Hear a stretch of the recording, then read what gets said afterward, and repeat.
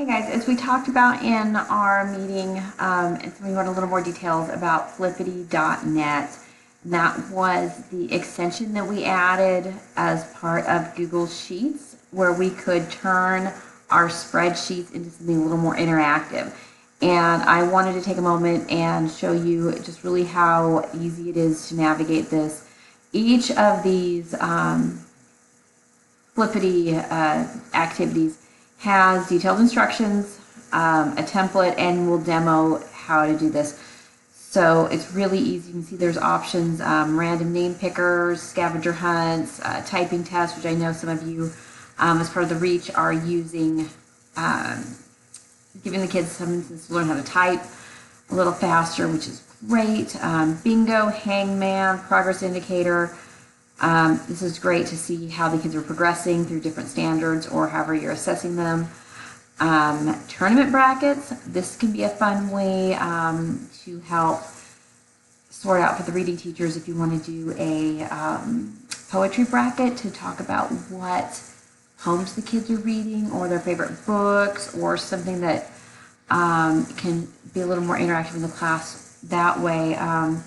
We have some matching. These are just basically great review activities that you can do within Google Sheets. But I really wanted to take a quick one that I like to use for the kids and just do a quick demonstration with the flashcards. Instead of using Quizlet, I'm giving them the flippity flashcards because they're not taking the time to create the flashcards that I want them to. They're just going to Quizlet. So I like giving them the flashcards instead.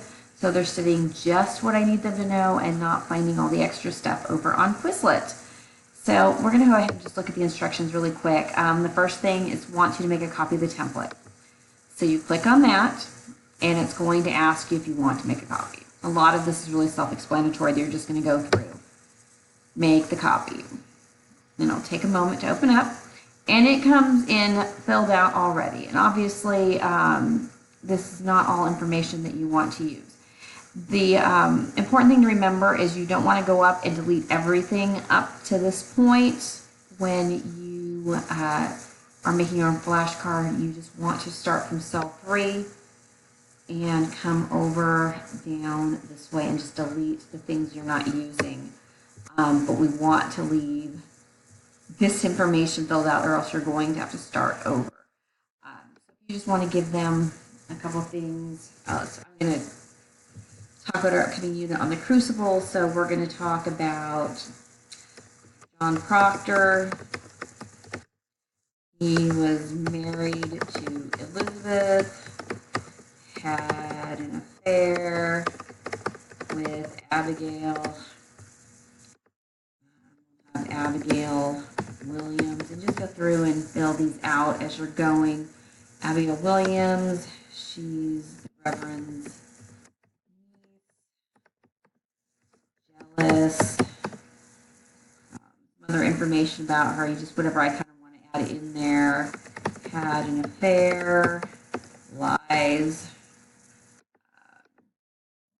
Elizabeth Proctor.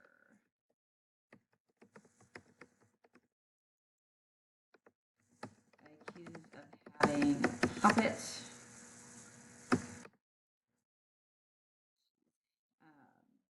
Just whatever I kind of want to put in there. Now, this is where it gets kind of tricky. You have to come over here after you have whatever you have want to put on this. You go to File, and then you're going to publish it to the web. And you publish it. Yes, you want to publish it. Now you go ahead and close this out. And down here at the bottom, there's a button to click to go to the link. And this is your link. You do not go to the publish link, you go to this link, and it will take you to the website where your flashcards are. And it can give you the kids, you can randomize them, flip them over, give you all the information, you give a list, practice. This is great. It'll even read it to you.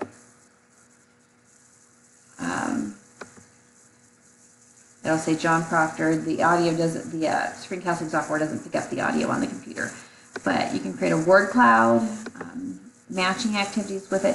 So it gives you pretty much the same functionality of Quizlet, but you're controlling it. And you can also have the kids do one as well. It gives them a chance to learn how to use Google Sheets, which is a good skill for them to have later on. They have the opportunity to learn how to make spreadsheets.